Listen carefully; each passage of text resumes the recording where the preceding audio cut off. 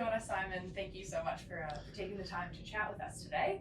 For those who may have missed the big news, can you give us a brief overview of the recent announcements that Fonterra has made around your on-farm emissions reduction targets and climate roadmap?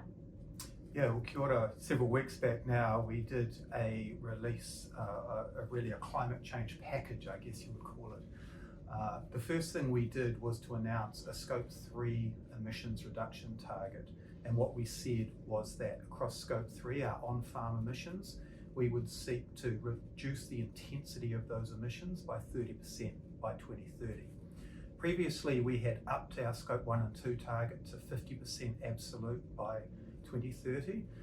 And so what you now have across all three of our scopes is what we believe to be targets consistent for 2030 with a 1.5 degree future, and we're seeking SBTI accreditation as we speak.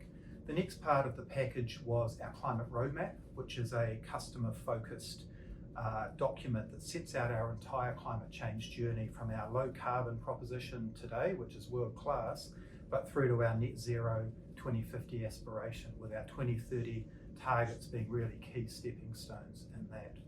The next part was a booklet for our farmers that explained how they and we would work together to achieve that Scope 3 emissions reduction.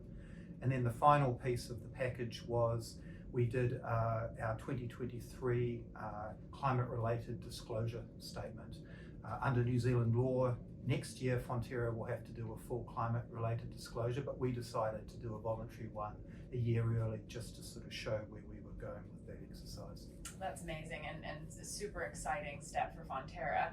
And this was obviously a significant announcement for Fonterra. Can you offer us some insight into the level of work and time and effort that took place behind the scenes, both across your sustainability teams and your wider teams to reach this milestone? Yeah, and look, teams is a great place to start because we have some fantastic people who have done a huge amount of work going back several years to pull this together. You know, the level of technical expertise that you need to understand both sort of on-farm implications of what emissions reduction looks like, but also aligning that with international guidance, for example, the flag guidance that SBTI put out around forest, land and agricultural emissions reductions. So we needed to do a lot of analysis on that. Probably the most important part, however, is talking to our farmer owners who are actually our source of Scope 3 emissions, and talking to them about the why we needed to do a Scope 3 target, and then really importantly talking to them about the how we will make sure that we get there by working together. Yeah, you mentioned Scope 3.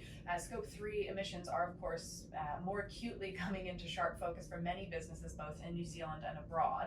Can you talk us through some of the key drivers for Fonterra in setting these particular targets and the corresponding roadmap?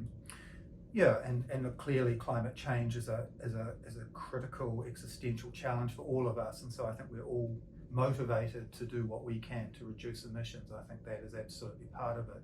I think in terms of commercial drivers for us as a business, it was really understanding where our high value customers were going in the future and really aligning, you know, we see value today in New Zealand's low carbon dairy value proposition, and we want to actually build and enhance that in the future. That'll give us new opportunities around the profitability of our business, but it'll also help, we believe, mitigate risks to our business. So that customer driver was really, really fundamental.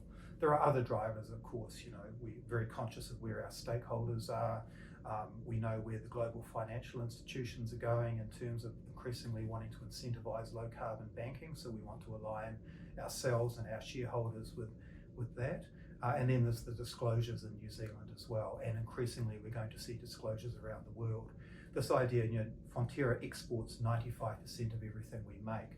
So if we think about that ability to keep markets open, we need to have a really strong, verified trajectory of low emissions dairy in order to be confident about that market access piece. Yeah.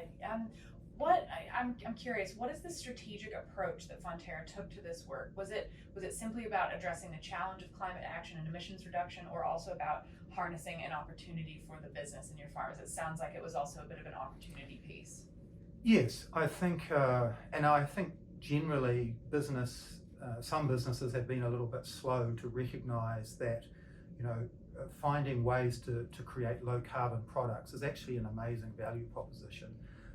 And I think if you can start to understand some of the investments you need to make to drive low carbon as an investment in a better returning future, it actually becomes quite a compelling story.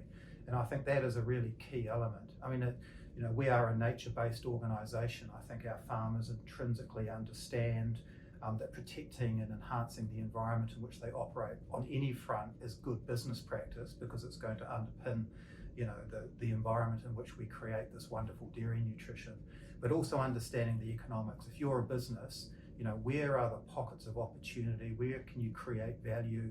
Where can driving towards lower carbon actually be really good business sense? That's fantastic. Well, thank you so much, Simon, for taking the time today. I really appreciate it. Thank you.